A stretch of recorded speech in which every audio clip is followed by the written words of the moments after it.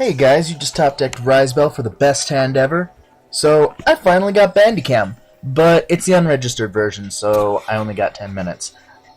But I think I can kind of cheat that a little bit. Anyway, for the time being, I'm probably just going to do replays, simply because it'll be really, really annoying to stop a video and then restart it in the middle of a duel. Anyway, for now, I thought I could show you guys a little bit more about the Incafacts and how they've been working with my deck, or how they've been working together as a deck. I do have a lot of replays that I've recorded, but unfortunately, so far only one works. So, and I actually haven't looked at this one. So, well, okay, two work. I haven't looked at this one yet though, and I actually like it better than the newest one that works. So I want to. So let's just jump right into this, and I want to show you guys how these work.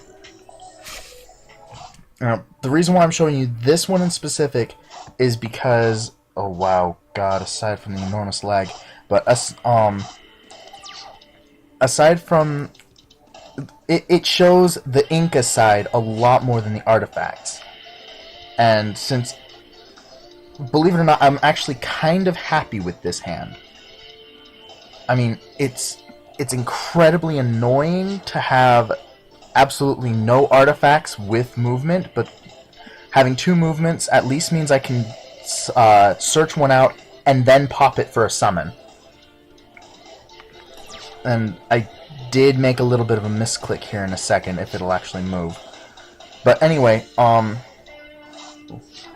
since I already have Fire Ascator and Supe, I can already get the loop off almost immediately. I just need to get the artifacts on the field.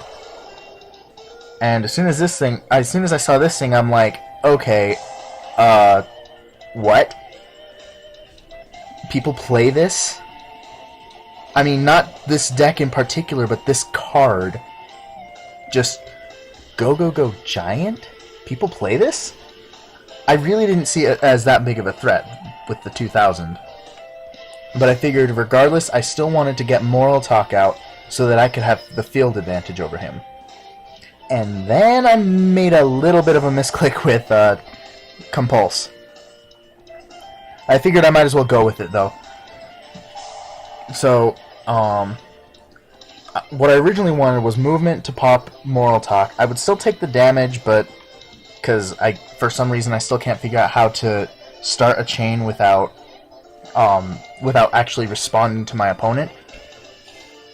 But so I pop Moral Talk, kill Giant, and get Caduceus, because Caduceus equals draw power.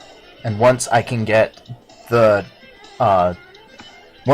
Celestial Dragons out, I'm gonna be kind of lacking in a hand. Although I guess I'll be pretty set up for field presence wise. Oh my God, is it moving slow enough? What's worse is I'm fairly certain it's Bandicam doing this too, so we just have to put up with it. So Moral Talk comes out without a target, which I guess if I knew that I was gonna make a misclick like this, I would have gotten Bagel Talk and at least gotten Caduceus on the field. Even if I wouldn't have gotten the draw, at least I would have had him on the field for either summon fodder, or I could overlay. Drawing Theosophy was, oh, that made me so happy. You have no idea. I freaking love that. But immediately I knew I wanted to go into Quilla, because I got two Supe. Supe equals Quilla, Ascator equals Inti.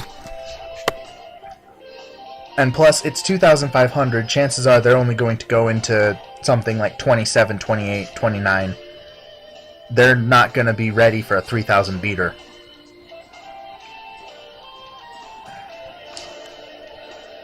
P.S. Guile's theme does go with everything. This is proof. I kind of need to figure out how to fix the loop though, because at the end of the song, there's a good like 4 minutes of just absolutely nothing. Okay, so considering the only monster I saw was Go Giant, I really didn't know what to expect. And as soon as I saw this, I'm like, oh well, it's a Gagaga deck. That's great. And then seeing that thing, I knew I didn't know what to... I had to expect basically anything. Because I know Gagaga's Ixie's hardcore, but I don't know what else they're really capable of aside from that OTK. P.S. I went for this guy just because I didn't really need any popping effects. I didn't want to swarm the field too hard yet. I didn't want to overextend. I just wanted something to use for Inti. And Aegis is kind of my least useful one so far.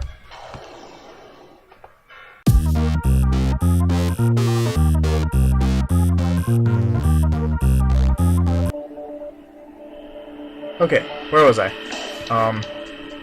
Oh, yeah, okay. So, as soon as I saw Gagagas, I was like, I don't know what to expect. I'm just gonna try and... I basically figured I'm gonna try and muscle through it. And if he's got back row that I need to be afraid of, then double Cyclone. If he gets rid of either one of these, I really don't care. Because as soon as the other one's destroyed, I'm perfectly fine. And then I looked at his life points, I'm like, okay, I got this. I totally got this. Nothing he has can push through what I've got built up right now.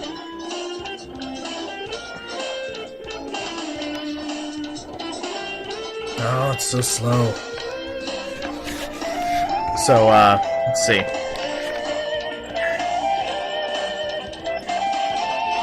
I saw draw power, I'm like... It kept asking me to use double Cyclone. I saw draw power, I saw the Academy emergency, and I'm like, okay, he's just gonna go for an Ixies. Whatever that back row is, I don't care. Either he's gonna use it in this turn, or I'm just gonna pop it in the end phase. I actually laughed a little bit when I saw Silent Honors, because I'm like, okay, at this point, nothing he can possibly do could save him. Unless that's a compulse. If that's a compulse, I'm in trouble.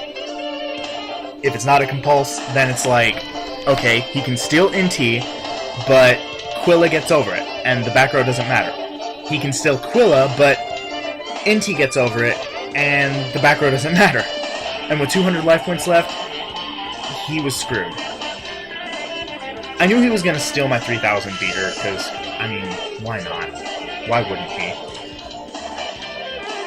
And I didn't know what the back row was, but as soon as I saw it, I'm like, oh, that's what he thought was going to happen. Nope. No chance. I mean, even if that Lance could go through, so long as I could get Caduceus out, I'd just Supe for another Quilla. No problem. So, this doesn't exactly show off so much of the artifact side. In fact, it makes it look like it's more of an the celestial dragons, but even this, it has nothing to do with the... Well, not really. It doesn't focus very much at all on the dragons. It's just the fact that I drew 2 Supe and Fire and Ascator. But even if I do draw into an entire hand of these tuners, I can swarm the field really easy with level 5s and just hit you hard with these powerful dragons that are kind of hard to get rid of. Anyway, I just kind of wanted to show this off to you a little bit. I'm hoping that my music in the second half there wasn't too annoying. Rate, comment, and subscribe. Tell me what you guys think. I love this deck so far. It's a lot of fun to play with. It's a little bit linear with basically make Durandal, pop their things with Moral Talk, make the dragons when I draw them. But even then, it's just so much fun to watch people rage quit when their Dark Hole turns into an MST that gives me pluses. It's really, really funny. Anyway, have fun, guys.